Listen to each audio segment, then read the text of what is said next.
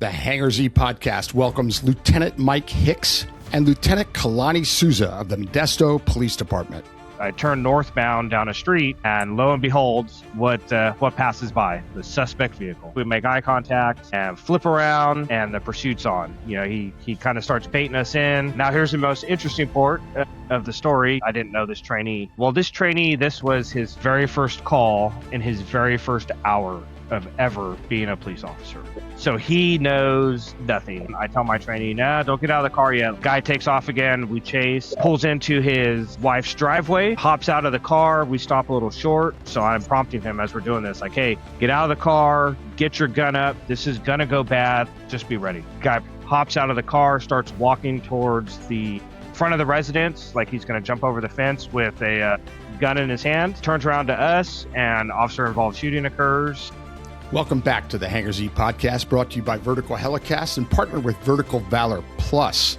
In this episode, we are heading to Modesto, California to hear how a brand new air support unit was built from the ground up and how it's already changing the way the department fights crime, protects officers, and serves the community. Thank you to our sponsors, BLR Aerospace, Robinson Helicopter, and Dallas Avionics. Welcome to the Hangar Z podcast, brought to you by Vertical Helicasts. The Hangar Z podcast is the first and only podcast dedicated to promoting and exploring the personnel and equipment behind the missions in public safety aviation. Still southbound, skidding to a stop. Stand by here. Looks like you're getting ready to bail. Heads up, guys, bailing. Okay, the guy, he's running through the house, jumping the fence, through the shotgun, through something out. Grabbing the shotgun. Don't go over that fence. Don't go over that fence. Grab the shotgun again. He is armed. Stay there. Hold your position. I want to stick to that internal marketing piece for a minute and get some advice from you guys. The internal marketing piece of what we do in air support is so important, and a lot of agencies overlook it entirely. But, you know, when I was doing the weekly and monthly activity reports, I was shocked as a member of air support how many great incidents we were a part of. I'd write these reports up. I'm like, holy cow, I had no idea we were a part of all this stuff. And kind of extrapolated that across the country and then the world. I'm like, wow, public safety aviation is doing really outstanding work every day, saving officers' lives, saving lives of citizens. And it was shocking to me. So what I've thought through is, you know, how do we as an agency internally market that good work we're doing? There's some good pieces of advice I've heard from agencies, but from your guys' perspective, how do you market that good work that your own folks are doing? You know, we use we record everything. You know, we record everything. Everything gets uploaded into evidence.com, and a lot of those recordings are played back in briefings.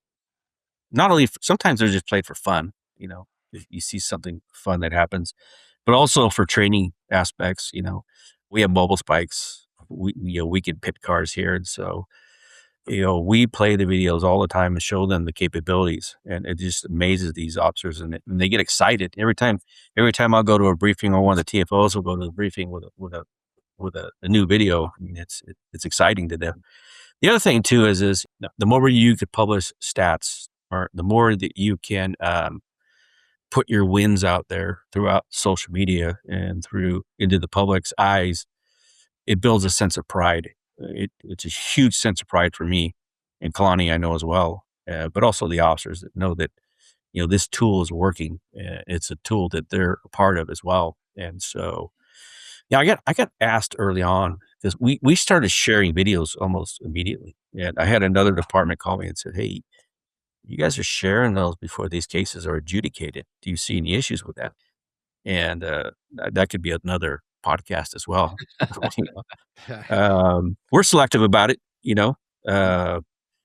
but 95% of the times we'll put them on there, because I'll tell you, this last fireworks season, we used the airplane to identify illegal fireworks. I think that the last total was $266,000 in fines. Wow. And so we record them, and we send them a ticket in the mail, Wow. The marketing piece, to John, you kind of asked, for me, when I first started, was really getting the buy-in, not just from the guys, but from the command staff and the executive team. So it was a lot of going into meetings, a lot of highlighting what the team was doing, what Mike and the TFOs were doing, looking for opportunities to deploy. I know Mike and I were very fortunate.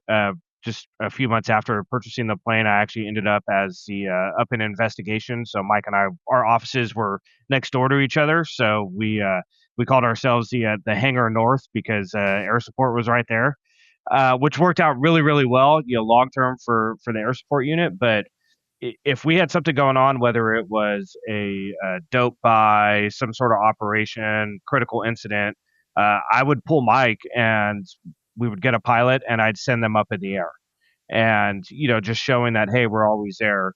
But really it was just talking about it. But then even before that, it was finding the right people to put up into place, and not making it about oh well, this person gets everything, or they just picked him because of this. Like, we had to pick people that were respected, and had that street cred, and having both Mike and I going in there from what our backgrounds were, and being known as always being down in the mix. I think guys knew what to expect, and even from the leadership team, and it really helped with that buy-in. So having the right people in place, but then not being afraid to highlight the unit, but for the right reasons. We all know the people that highlight things for the wrong reasons, but we highlighted it for the right reasons to show what the team was doing, and that really got the buy-in. And with the city council, that really got it out there.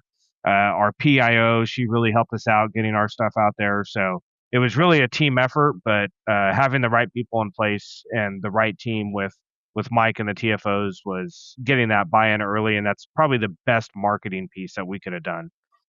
Yeah, that's huge. I feel like it's a big diversion from a lot of the quiet professional mantra that most law enforcement agencies have when it comes to specialized units. When you're in SWAT, K9, other specialized units, a lot of folks operate under that. We do a good job. We don't have to talk about it.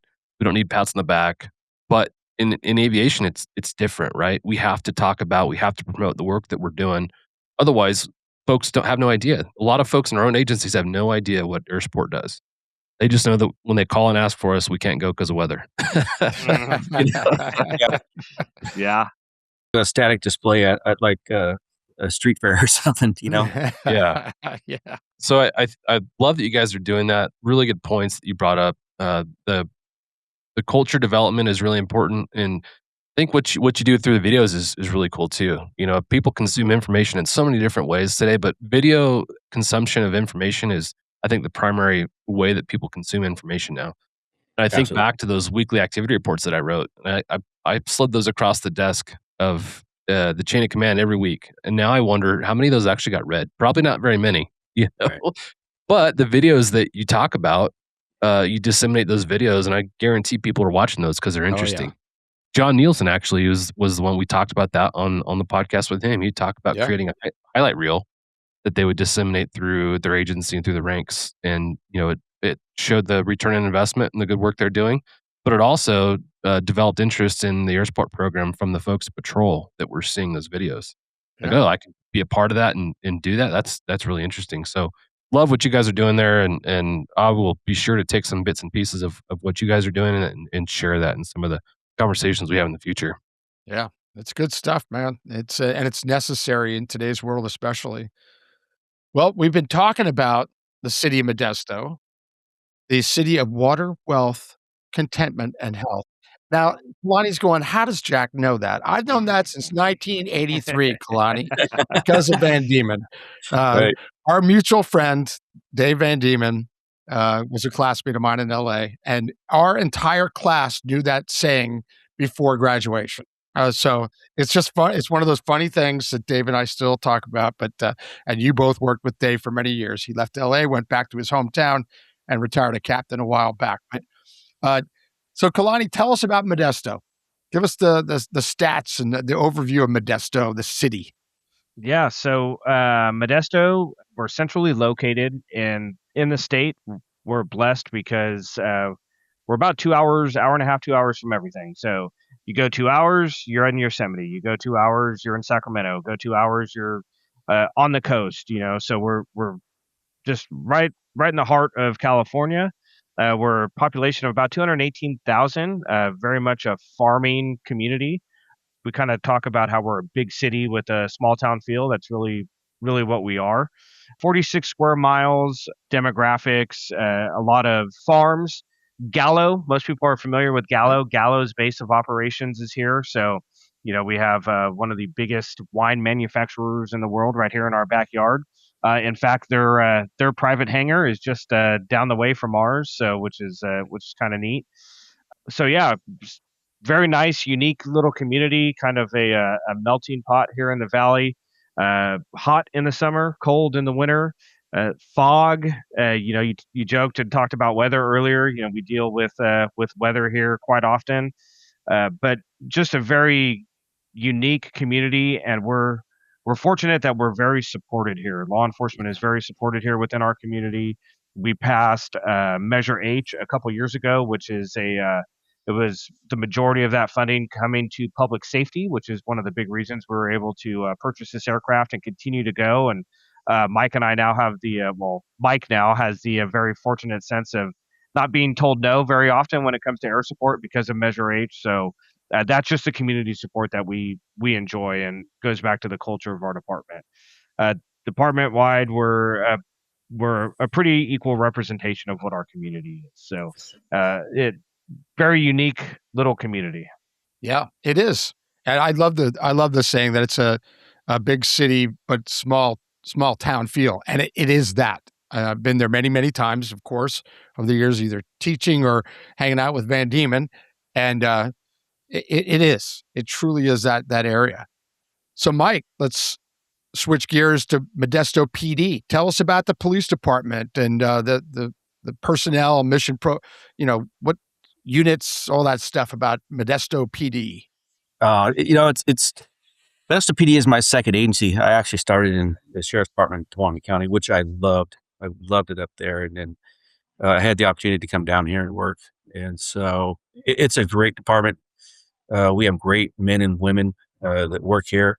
We have a great support staff that supports our mission every single day about what we do, go out, protect and serve. And our mission here is to keep Modesto safe and make it a safe place to work, live, and play. And so that's the culture of the men and women in the Modesto Police Department is that very simple concept is, make Modesto safe. We got a great chief. We got a great command staff. We have a lot of great things going on here that a lot of other agencies don't. We have mental health clinicians built into the department to go out with the officers.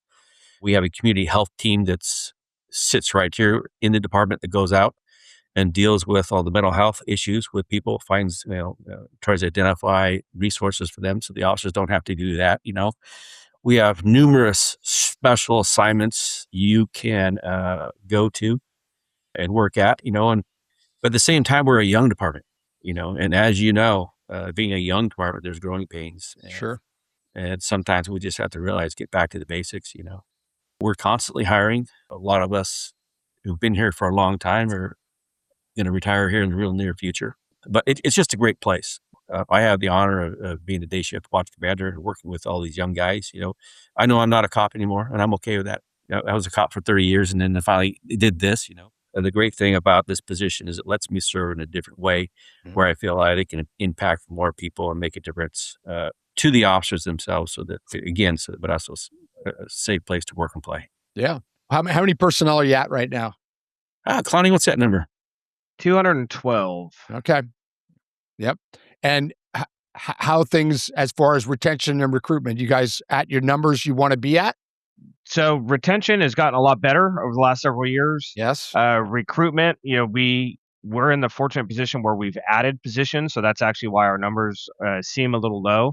I think authorized right now we're at 222, so we're only about 10 down. Oh, that's not bad at all. It's not bad at all, but so that's sworn professional staff. I think total we're just under 400. It's like 383 or so is full department size. Okay. But like Mike said, we have a lot of retirements. In fact, we have just this coming week we'll be promoting a couple new lieutenants, 3 new sergeants. So now we're losing people to retirement, which is the thing that we all want to see. And Mike here is probably holding on for a couple more years, but we joked earlier he is the number one seniority in the entire department. Yep.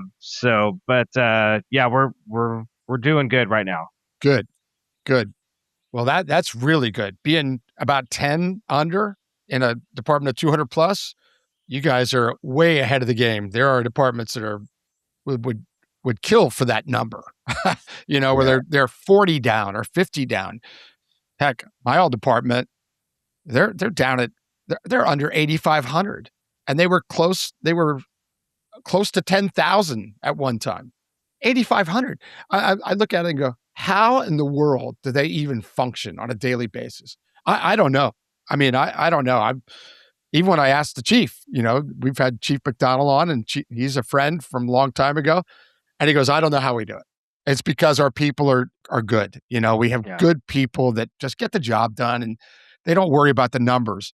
And I said, yeah, but the numbers, it still means something. I mean, if you're down 1,500 officers, and it's not getting any better. So well done, Modesto. You guys are doing something right there.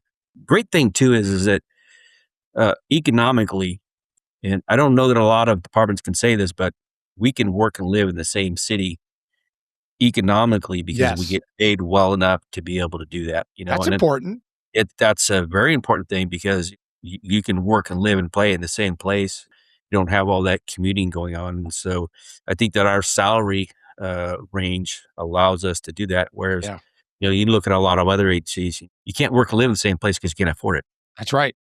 That includes Los Angeles, but it certainly includes a lot of the Bay Area departments. A lot of those coppers live in Modesto and Stanislaus County, don't they? Yeah. And they travel all the way through that ridiculous traffic when they could be going to work right there in downtown Modesto. I mean, you guys are getting it right in a lot of ways.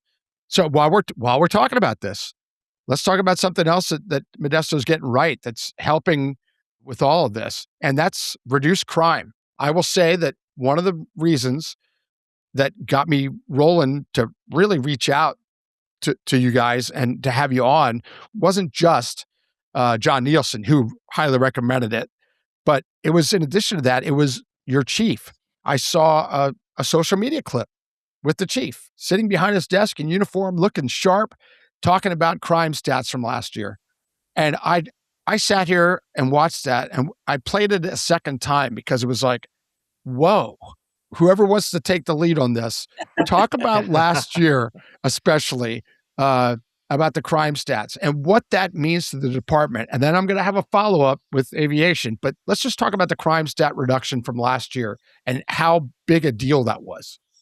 Wow. Well, Mike and I were both very fortunate. We were in investigative services the last 2.5 years together, so we were able to see the drive down in the crime rates firsthand.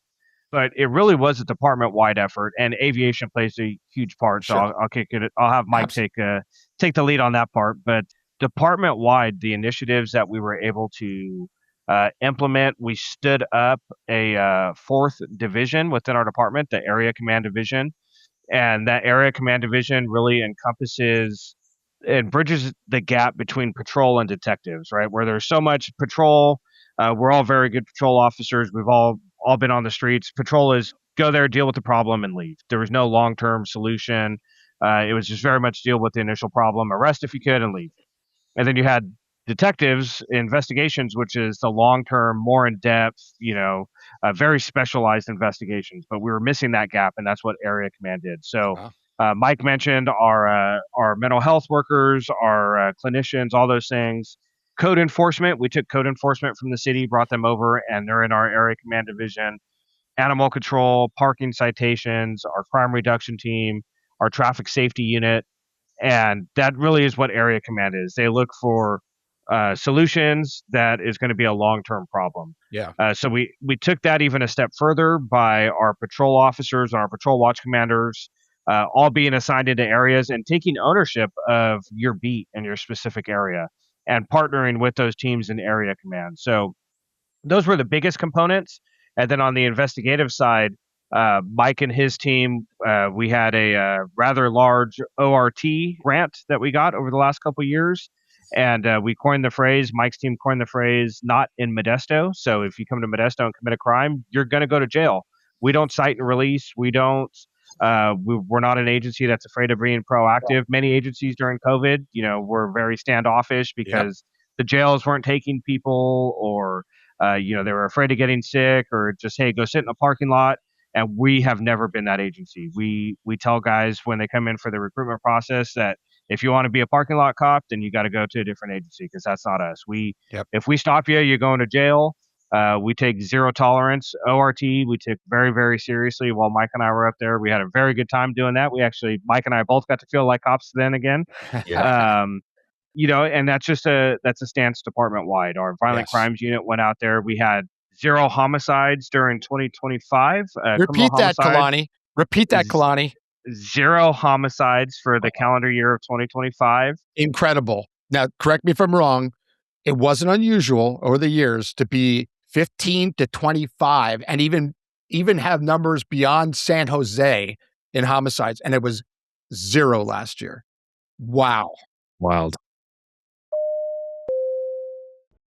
Thanks to our sponsor, Dallas Avionics, who provides innovative products to law enforcement, the Department of Defense, Homeland Security, military, air medical, search and rescue, and special missions operations. Dallas Avionics distributes OEM equipment, including communications equipment, digital audio systems, PA systems, flight tracking, and other mission-critical devices. Visit DallasAvionics.com for more details.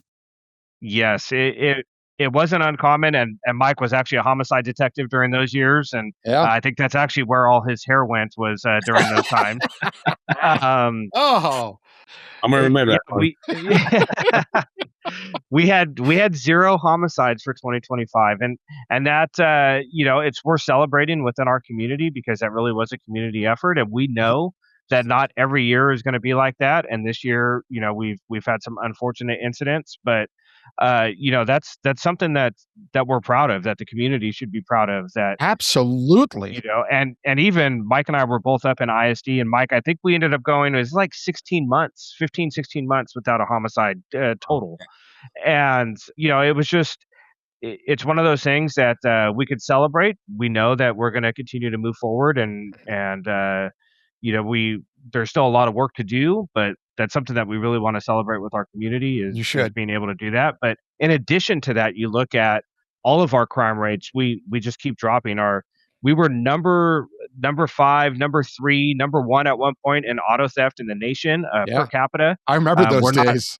We're not even in the top 100 anymore. We've been able to drop out of that. Property crimes, we see year-over-year reduction, down in the 30-40% year after year for the last 3 years. Violent crime down, historically, not just homicides, but violent crime is down. So it really is a collaborative effort between the entire department, and every initiative that we take on with aviation, our blue light camera program that we have cameras. Mike, I think we were up to 164 lenses, something like that, cameras throughout the city when Mike and I both rotated out of investigations. Just everything that we do, we're really able to drive down that crime rate. Well, that's something you should all be proud of. And I agree, it is not one thing that changes that. You listed a long list of things, but Mike, let's come back to you. You can give your opinion here, you can give stats or whatever you like. How do you think the air unit, being still in its opening years here, is affecting those stats? Oh, it's 100% affecting those stats. Again, being first on scene, recognizing what crime is occurring, getting that information to those officers, and then the thing that's occurring when we're responding to the calls for service nowadays is they're not just responding by driving there. They're responding by checking city cameras, checking LPRs, doing background checks on the house, figuring out who's living there, what's the phone number, and so, if you're a command staff member and you're listening now, being first on scene, like I said, whether it's a camera, a UAV, an officer, or an airplane, saves so much money on the back end. I can remember, I was a homicide detective for 13 years, and we didn't have the same the same technology. We chase Yeah. people, and it would Right. cost hundreds of thousands of dollars to be able to chase these people, and so being first on scene with the aircraft, the DUI crashes, getting these people into custody, getting them out of those cars, taking away that potential safety hazard to the rest of the citizens, it's just enormous. Every aspect of it, everything, Yeah. The other thing too is I'm going to mention this is that when I was in the property crime unit, the philosophy was in the beginning, we're going to do directed enforcement to burglars, thieves in the middle of the night in hopes that we were going to catch them. And then we ended up with this ORT grant. And what we found was we threw that concept out the window. And what we do is we go out and do these ORT operations where we sit in front of these businesses, the Targets, the Walmarts, the Costcos, the Bevmos, the TG, all these businesses, wait for them to steal, get them into custody where it's a controlled environment. But these are the same people that are stealing cars. These are the same people that are ripping you off at the middle of the night for breaking into your car. They're the same people that are committing homicides. They're the same people that are committing violent felonies and violent assaults. And so we're putting these people in jail just a different way. Yeah. And so we rested, I'll give you one story during this last week. We do this thing called holiday operations where we go for 30 days around between Thanksgiving and Christmas where we sit in front of these businesses. And so one particular night we're sitting in front of Target and we get the call from the store. Hey, these two guys just came in the store and they stole underwear. Doesn't seem like a big deal. So we get him into custody, take him down. Well, finds out that they just killed two people and injured one over in Gilroy, and we're on the run. Mhm. It's important to know that ORT is a big deal. You want to solve crime in your city, start with ORT. It's the safety and hold them accountable and put them in jail. What a concept. Unbelievable. I mean, isn't it amazing that there are so many agencies across this country right now that are not doing that at all. They've gone into firefighter mode and they're not proactive and they're not technology driven and they're just like, oh well, it'll be okay. No, it's not. It works. You guys have just described that beautifully. And one last thing on this is newsflash: bad guys know about all this stuff too. They know there's cameras out there. They know there's an airplane there now. They know that the sheriffs have a helicopter. They know that Modesto is proactive and, hey, don't go there. I guarantee you there are bad guys right now that are talking about going out and doing something. And they go, not Modesto. And why? Because of everything we're talking about. They know about all of it. And the deterrence factor of an aviation unit alone, get rid of all the other stuff. Aviation alone is incredible. Can you quantify it? It's difficult, if not impossible. But we all know, the four of us here know, and everybody in law enforcement aviation knows that the fact that you're present, and especially the way you guys are doing it proactively and being up a lot, bad guys know it, and it affects where they go to do their crimes and how often they do their crimes and what they're going to do. So Modesto PD should be very proud. I mean, Kalani, you said it. We're proud of it. You guys should be from top to bottom. That is great to hear. Can you tell that I'm excited about that because it proves what I screamed for years. Proactivity is the difference. And I traveled a lot. I can name the proactive departments, that I've been to, and all of them have similar stories of great crime reduction. But most departments I go to, they're not in that mode anymore. They just respond. They don't do anything proactively, and they wonder why there's so much crime there. Duh. I mean, you got to deter it. You got to let bad guys know that you're doing it. So, John, anything to add on this before we get to their backgrounds here? No, Mike, go ahead. Prop 36 changed things for a lot of people in California. Yep. Prop 36, when the citizens of California approved Prop 36, and you guys familiar with Prop 36? Explain what Prop 36 is for those people outside California. Prop 36 brought back a lot of the penalties and the charging sections for people committing retail theft, and it brought back 666, which was petty theft with a prior. And it really, Prop 47 really tied our hands for a lot of these sentences to hold people accountable. What Prop 36 did, Prop 36 in California overwhelmingly passed because people were tired of seeing people steal at stores and nobody doing nothing and nobody holding them accountable. And so what Prop 36 did is it brought back the 666 PC section, meaning if you had a number of prior theft arrests, now you're going to go to prison. Now you're going to be held accountable. So Funny how that happens. Yeah, Prop 47, that changed everything for the worse overnight. It was like unbelievable. My wife was a retail manager for her whole career, different places. Prop 47 happened, and it is the reason she got out of it and left. She was tired of dealing with people coming in with bags into an Ulta and taking all the fragrances and dumping them into bags, and on the way out, laughing at her, because they knew, go ahead, call the police. They're not even going to show up. She had that said to her. I mean, many of the times they turned into robberies where they would threaten her, and she got tired of it, became dangerous. And sure enough, crime went through the roof throughout California. John, you saw it. I saw it before we got out of it. Thank God the 36 came around and got support. But, 47 was a bad experiment. And everybody was warned too, weren't they? All of our police departments warned the public, don't pass this 47.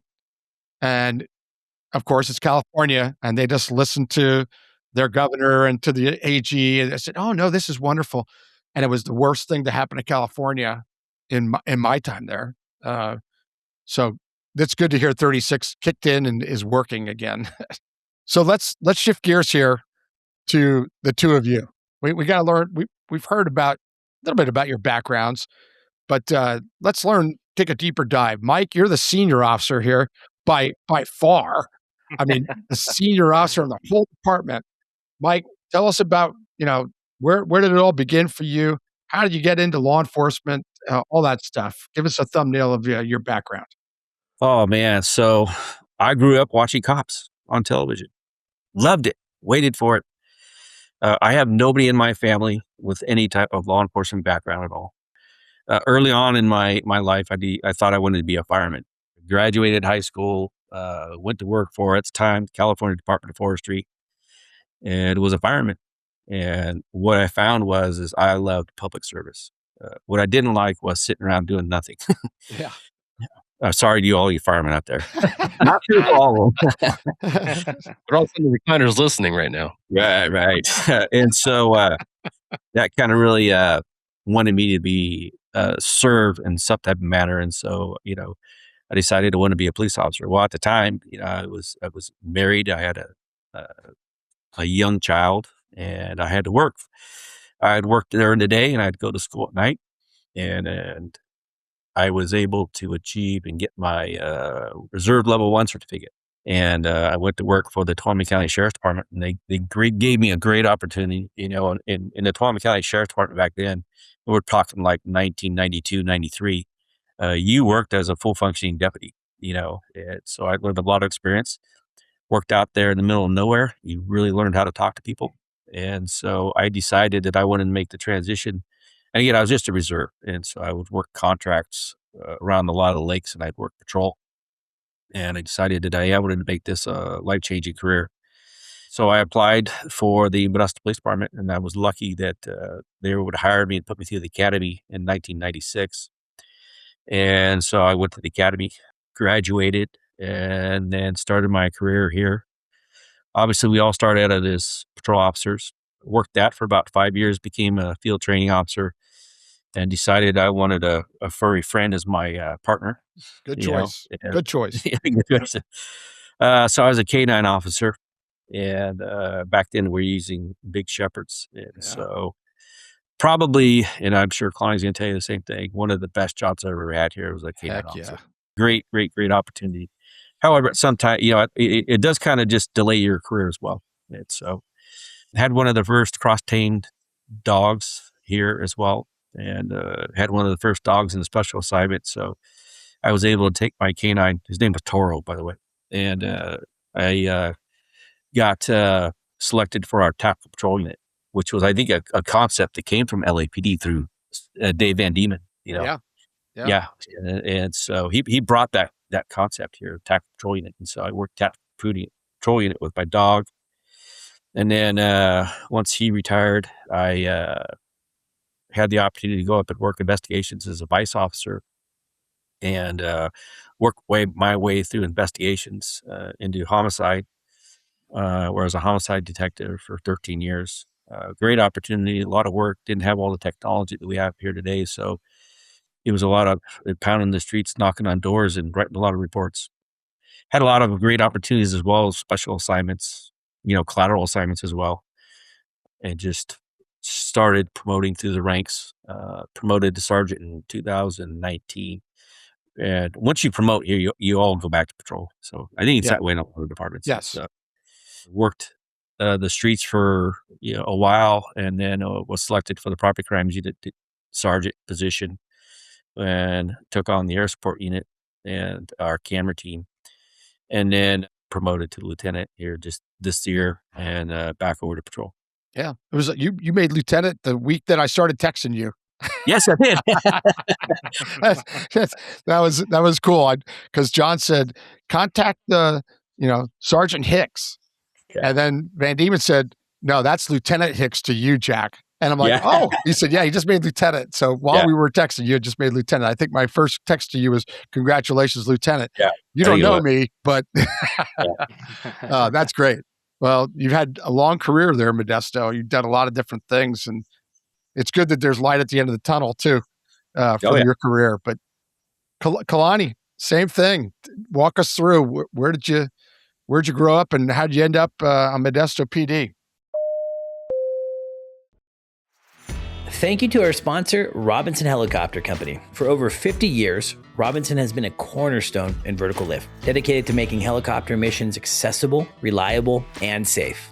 By maintaining a vertically integrated manufacturing base in the United States, Robinson delivers practical, high-performance tools for difficult missions. Whether it's the legendary R-22, where so many pilots began their journey, the versatile R-44 and R-66, or now the new 10-seat R-88, Robinson continues to set the standard. Now through Robinson Unmanned, the company is expanding into autonomous and remotely piloted aircraft for civil, commercial, and defense sectors. Robinson Helicopter Company, committed to efficiency, reliability, and supporting your mission, whatever it may be. Visit robinsonheli.com or robinsonunmanned.com to learn more. Climb higher. We actually are Valley transplants. My parents moved us out here. I was born in Hawaii, spent the first few years out there, came to the Valley by way of the Bay. My dad was a Bay Area native, so moved back out to the Bay where he became a Alameda County Sheriff's deputy. So that's kind of where my law enforcement comes from. Moved out to the Valley, so grew up in Ceres, which is just south of Modesto. It's our neighboring agency. And actually started there as a police explorer back in 1996. So started as a police explorer. K9 runs in the family. My dad lateraled to Ceres PD, started the K9 program at Ceres PD. And so I started working with dogs at a very young age out of necessity because they couldn't find anybody to get bit. So, son, go hide in that. Go hide in that bush. My dad, being the loving father, police officer father that he was like, hey, I got a job for you. So started doing that right about the same time as soon as I started driving, and that really, kind of kicked off my itch. Became a police explorer. Yeah, worked my way through the ranks as a police explorer. Actually met my wife as a police explorer, so her and I have been married now 27 years.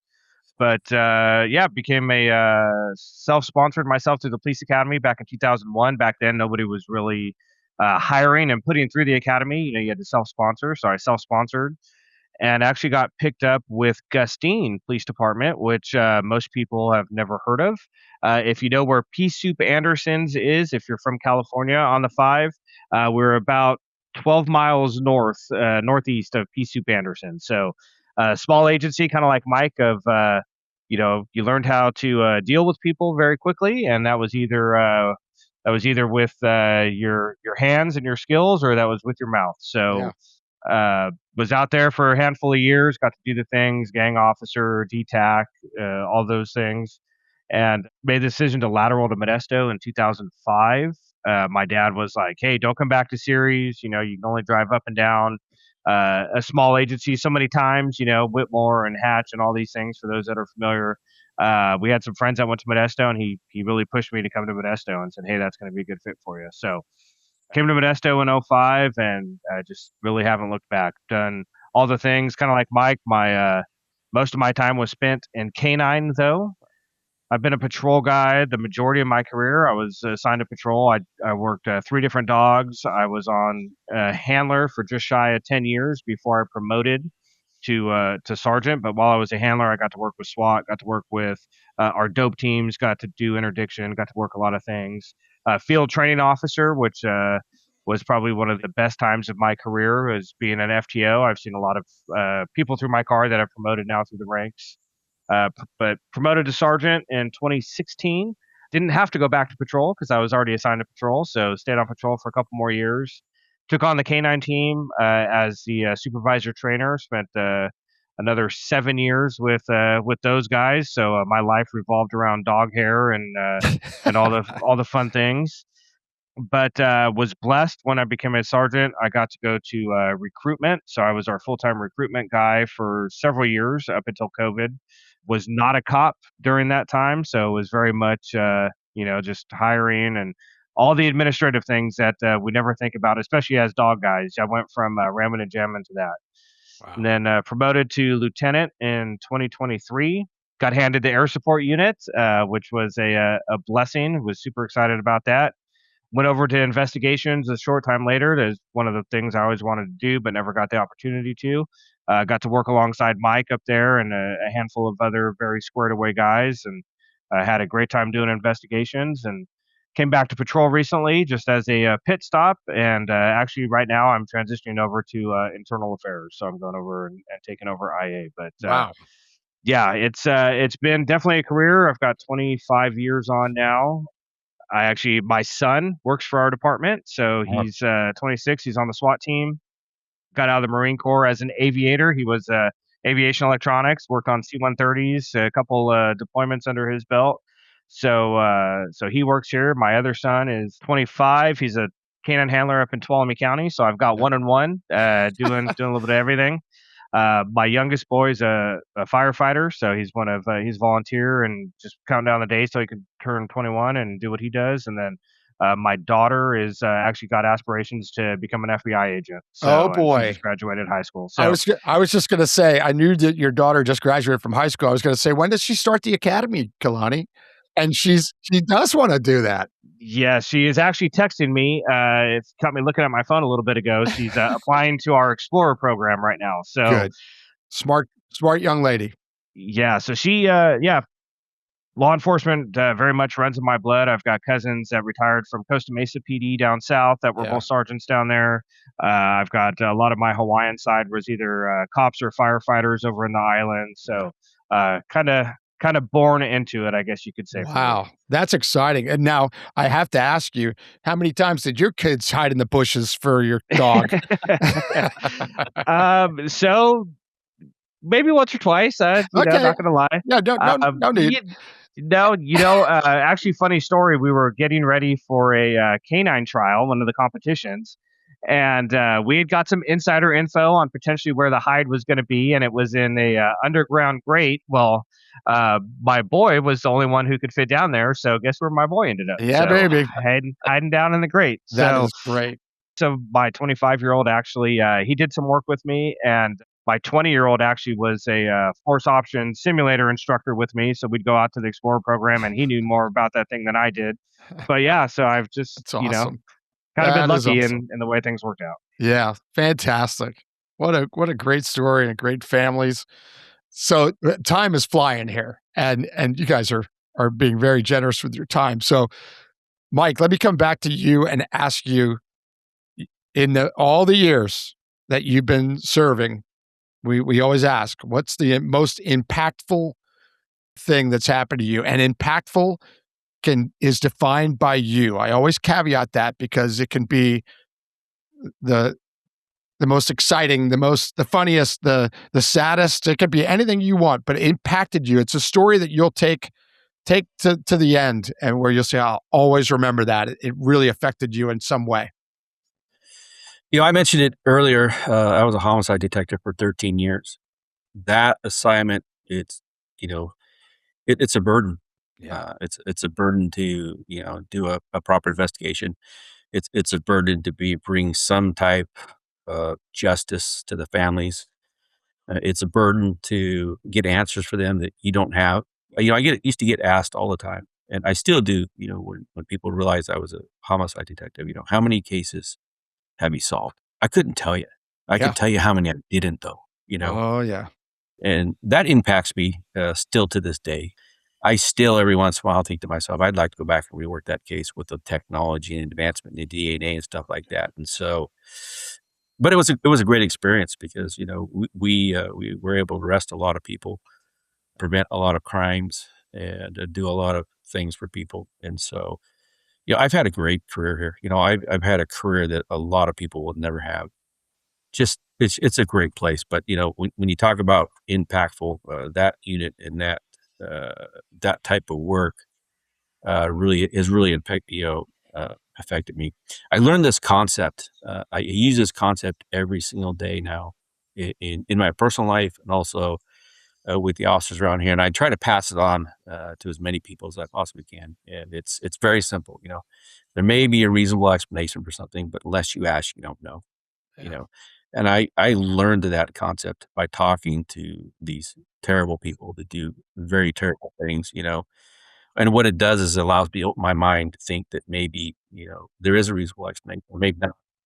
What it's done for me too is it's helped me listen more, listen instead of just respond, or listen instead of just judge. Plus, a lot of times as investigators, as officers, just as people, it's easy to come to some type of determination and only see the facts or the evidence to support that determination or that result. And by using this concept, it helps me open my mind up. And so I pass that on to a lot of people around here. And a lot of people around here know me for it too, because, I'll do something like this and they all know what I'm going to say. So. That's a great thing to pass on. And I appreciate what you're saying there. I think many times when we're talking about how things impact us personally and in our mental wellness and all that stuff, people forget about the homicide detective. And Oh, yeah. if you're working homicide for that long, I mean, I'm sure that you can remember very rewarding moments as well, where you got a guy that probably shouldn't have been caught, but you did through great work, and it's very rewarding. But I understand why you said the ones that you didn't solve. Those are the ones you remember and wish you had another shot at them. It's a hard job. That's one of the most demanding jobs in law enforcement in so many ways, and it takes special people to do that. And if you did it for 13 years, that's amazing that you did that, Mike. Well done, and wow. That's certainly impactful. Kalani, I'll tell our audience that this is the first time I've ever done this, where I'm picking Kalani's story. even though he may have other very impactful stories, a little bird told me that I needed to ask you this. And once I learned more about it, this is an amazing story that Kalani, with his permission, I asked his permission to ask him about this. And when you listen to the story, you're going to understand why I asked. But Kalani is going to share with us an officer-involved shooting he was involved in, but it's not about the shooting that we're going to spend most of our time on. It's the circumstances of that day, that morning, that roll call. Kalani, walk us through, as a field training officer, that OIS. Jack, I'll start off by saying thank you, because have been trying to think of what my most impactful was, and it's easy when you pick it for me. So, so I will say I will say thank you for that. Okay. 2016, end of March 2016, I was a senior FTO, senior guy at 15 years on. Just come back from a school, actually force options simulator, use of force instructor school, and it's a Sunday morning, come in. I'm a K9 guy assigned a day shift as an FTO, one of the the handful of canine FTOs that we actually had at the time. And we just had an academy class graduate. We have a lot. I think we actually had probably more brand new people in our briefing than we did officers working because it's a Sunday morning. I come in, I'm getting assigned a FTO, so it's going to be another couple weeks of not being able to run my own car and do those things. So mentally preparing myself, go into briefing. We all get assigned our trainees, and we make them stand up, introduce themselves, right? So my trainee stands up, says, "Hey, this is who I am." So like, okay, that's my trainee. Never seen him before. Don't know the guy. Nothing. So finish up briefing. I say, "Hey, my canine car is parked out right outside the back door there. You can't miss it. Go out there away from me. I'll be right out. Grab my stuff and I'll meet you out there." So I get out there as I'm walking out, and a call gets BOL'd. So it's a holdover from graveyards. It is a estranged husband armed with a gun trying to kick in the front door of his wife's residence. It's the wife, her mother, and the kids are all home. So she'd called earlier in the night saying he was driving up and down the street. Now she's calling back saying, "Hey, he's still around. Call has been pending for several hours." And says, "Hey, he's trying to kick in my door. He's armed with a gun." So I hear the call come out. As a good canine guy, I'm thinking, oh, canine use, right? Like we all want to do that. So my trainee is standing out there nervously, anxiously awaiting my arrival, hoping he's at the right car because there's 2 canine cars out there. So he's got a 50-50 shot. And so I said, "Hey kid, I'm Kalani. Get in the car. We got a call." And he just, eyes get probably about 10 times the size of normal. And he's like, "What did I just get myself into?" And I said, "Let's go, get in the car." So get in the car. As we're going over there, we're getting updates. Hey, he's driving up and down the street. He's waving a gun out the window. So I said, "Okay, we're en route." And my partner is coming from across town. He'd logged on and went the other way. So he's trying to catch up to me. And as we're coming in the neighborhood, I turn northbound down a street, and lo and behold, what passes by? The suspect vehicle. So one of those, we drive by, we make eye contact, and flip around, and the pursuit's on. He kind of starts baiting us in, obviously digging around for something, which we learn later, and I'll share that part. But we learned later that he had a stage 3 malfunction in his firearm, so he was trying to clear it, is what we learned later on, or what we assumed later on. But the pursuit's on. He's trying to bait us in. Now, here's the most interesting part of the story. I made comment that I didn't know this trainee. Well, this trainee, this was his first day of field training, his very first call, and his very first hour of ever being a police officer. So he knows nothing. He knows that he's got a gun on, and that he signed up for a job, that he just graduated out of the academy, but he doesn't know anything. As we're in pursuit, I'm given updates, pertinent officer safety updates, but I'm telling my trainee, "Hey, turn your camera on, put your seatbelt on, do this, do that." Get in pursuit.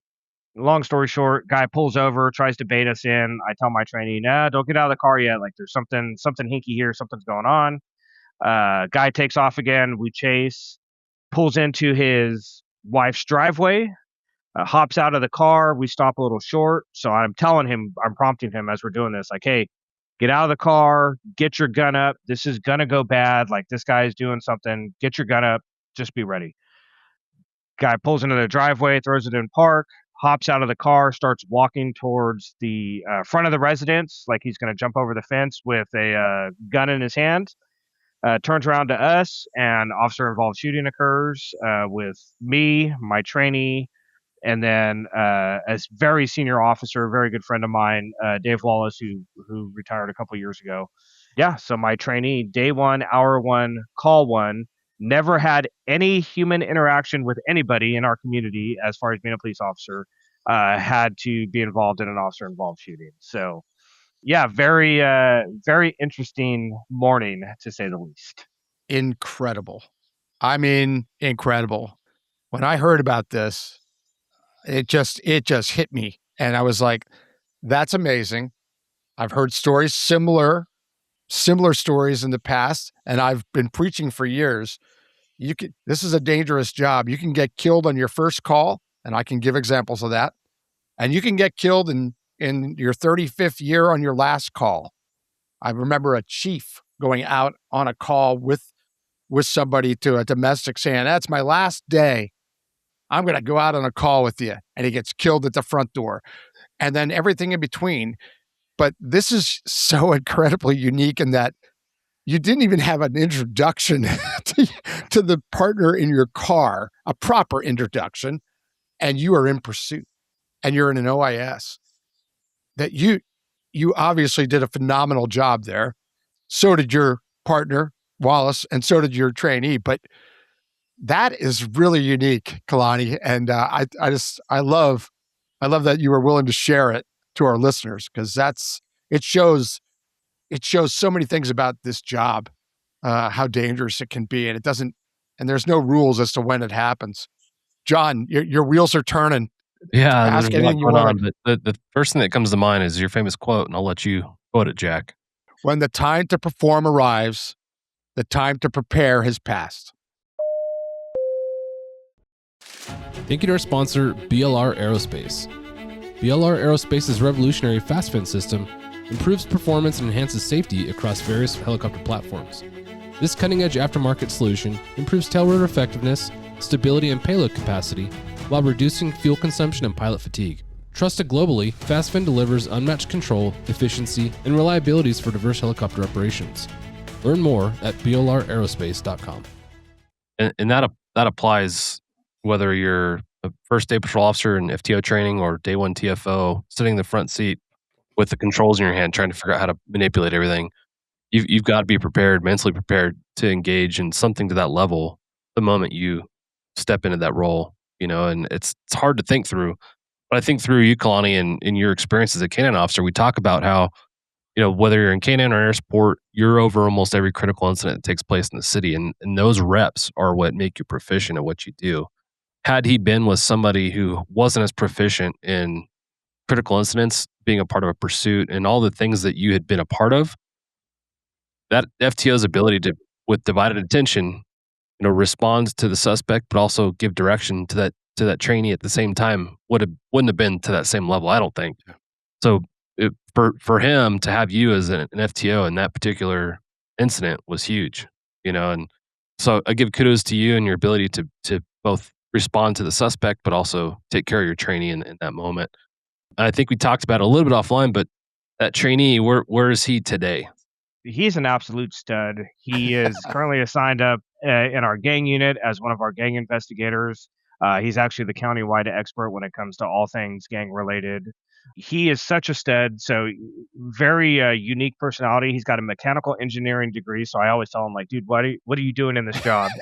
But what really helped him out through all that and able to respond the way he did was his background. So he's got a background in BJJ. He's a black belt. And at the time, that's what he did for fun. He went and fought in MMA fights. So that really helped him out through that. So as much as, sometimes I would like to think it was me, it wasn't. It was actually all him. He had that ability and that training in him.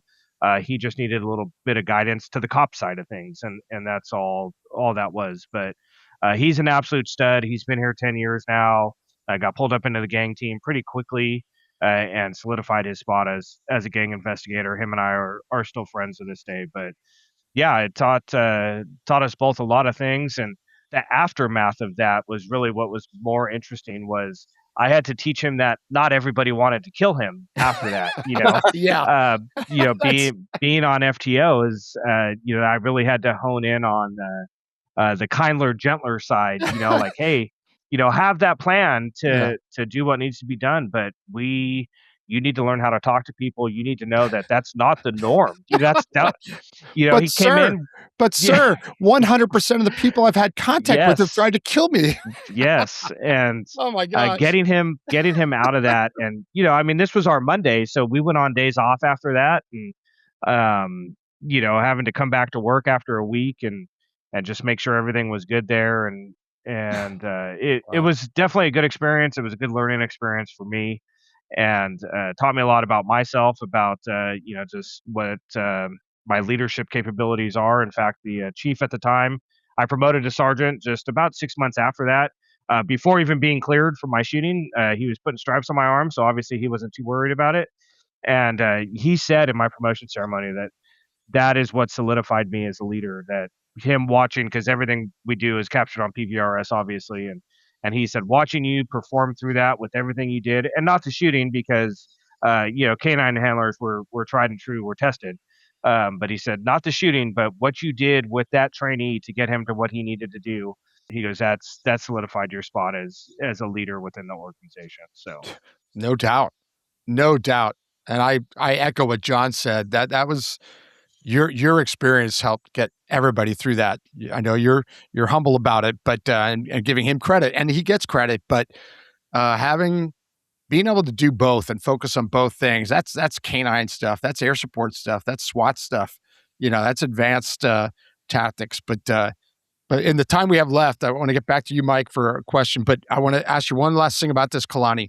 What was the number one takeaway for you after that incident and all the dust settles, even months later, you look back, what's the number one lesson that you'd want to share? You kind of actually touched on it, just the humility side, just recognizing that it's bigger than you. That really, in the days and weeks to follow, was really about what everybody else went through. I wasn't concerned. There were some other things that had happened. My wife had woken up early in the morning, which was weird. And when I called her, she was like, "Oh, something happened." I know it did. So she already knew what was going on. My trainee, everything he was going through. So it was really pushing me to realize that the aftermath, the impacts of that. And I think that's really where I developed that my sense of people and really caring for my teams. And that's what's helped me develop over the years. And really, I credit that towards caring for the people in the air support program, and why the air support program has gone the way it has, because it's not me, it's Mike, and it's the rest of the guys, and being able just to bring them together and do that. So that was the biggest takeaway for me. That's incredible what you just said, Kalani. That says a lot about you as a human. And boy, oh boy, I didn't see that one coming. Well said, and I love it. Very, very nice. Mike, I want to ask you, as you weren't, I don't think you were at that scene, but that resonated through the department. Obviously, Van Diemen is the one that told me about this. He said, "Oh, you got to ask Kalani this." He said that's to this day is discussed. You as an outsider to that incident, what was your takeaway after hearing the story of Kalani and Wallace and his partner? It was really a testament to Kalani and the type of leader he is, and the courage and the forethought of getting his trainee ready for battle in a moment's notice. Yeah. And also it's truly is, and I think Kalani will agree to me as well, is it truly is a testament to this department and the amount of hard work, the dedication that we put into training everybody every single day. This is a great training department, and we have officers go to other departments and shine heads and shoulders above everybody else because of the amount of training, the amount of experience they get. And so we take training very seriously here, and we don't just train to train either. We train real world topics, current trends, crime, and we make mistakes and we learn from our mistakes. And I'd like to think also that we're on the cutting edge of training as well, because we constantly have to be on top of things with case laws and de-escalation and when to use force and not force. And so that we're caring about our people, and caring about our people doesn't mean that we love them and want to give them time off. And it means that we care about their careers as well and make sure they're doing the right thing all the time and making sure they have a long, healthy career. And so caring means just a lot more than that. But the training here, and this one incident, and again, it's a testament to Kalani and his courage under fire and the training in the department, which helped him get there. Outstanding, Mike. Thank you for that. John, wow. I can't believe how the clock ticks on these things. Sometimes I want to keep going, but you've been very generous with your time. So John, closing thoughts for Mike and Kalani here. Yeah, it's been really cool talking to you guys. It blows my mind how similar your agency is to mine in terms of size, population size, everything. Ontario was like you. We were the Wild West in the 80s. A lot of crime was taking place in Ontario. The city stepped up and wanted to create a safe city, so they put a lot of efforts into public safety. And now Ontario is an entirely different city, and Modesto's followed that same plan. And it's really cool to hear you guys talk through the development of that and how air support works in through that. Been really cool talking to you guys and hearing your stories. Thank you for taking the time to talk to us. Both of you are working. Mike's the actual watch commander, so his phone's been blowing up, and he's asking as we've been a part of this conversation. But honestly, thank you guys. It's been an honor and a privilege to talk to you guys. It really has. I'll wrap up by just saying thanks very much, Kalani. Thank you very much, Mike. We really appreciate your time. I knew this would be good, but again, we do these all the time, and we're constantly wowed. I mean, at the people out there, the professionalism, the people, the courage, the hard work, the determination. The list goes on.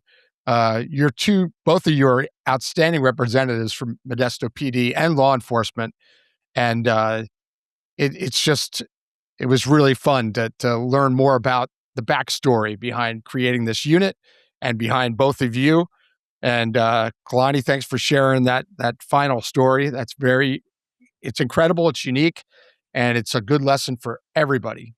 And it crosses so over into aviation so well. I mean, you've got to be ready every minute of every day that you're up in an aircraft to handle something. You don't know when it's going to happen. Nobody has a crystal ball and says, wow, today's the day I'm going to have an engine out. Today's the day I'm going to have a problem with something, or whatever it is. Today's the day I'm going to have a shooting with my brand new probationer whose name I don't know yet. I mean, we don't control any of that in law enforcement. And it's what makes this job exciting. It's also what makes this job very difficult and stressful and risky. Appreciate you sharing that, Kalani. So with that, I wish you all the best in Modesto. Continued luck with your air support unit that you've created. It's going places. There's no doubt in my mind. John and I both will talk about this later and say, well, they're going places. That second aircraft's coming. I mean, you're proving how to do it right. I mean, and we talk to a lot of people, and we have our own experiences in this area, and should be very happy with where you're at in the time you've done it. And it's going to expand even more. So with that, to all our listeners, thank you so much for listening. And our sponsors, thank you so much. And we have two of our listeners right here, John, which is really cool. So thanks, Mike and Kalani, for listening to the Hangar Z and for being guests on the Hangar Z. And with that, everybody out there, stay safe. You don't know when the bad things are going to happen. You got to stay safe. Be very diligent every day, all the time. But stay safe, and we will catch you the next time on the Hangar Z podcast. Thanks for joining us for this episode of the Hangar Z podcast. Don't forget to like and subscribe to hear more stories that promote the personnel and equipment behind the missions in public safety aviation. Lastly, stand by for a message after a word from our sponsors. Cheers.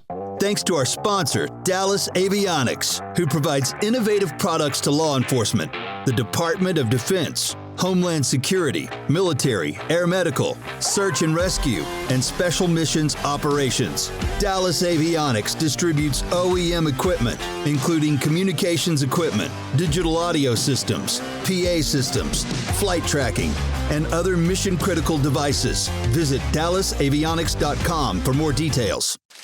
Thank you to our sponsor, BLR Aerospace. BLR Aerospace's revolutionary fast fin system improves performance and enhances safety across various helicopter platforms. This cutting-edge aftermarket solution improves tail rotor effectiveness, stability, and payload capacity while reducing fuel consumption and pilot fatigue. Trusted globally, FastFin delivers unmatched control, efficiency, and reliabilities for diverse helicopter operations. Learn more at blraerospace.com.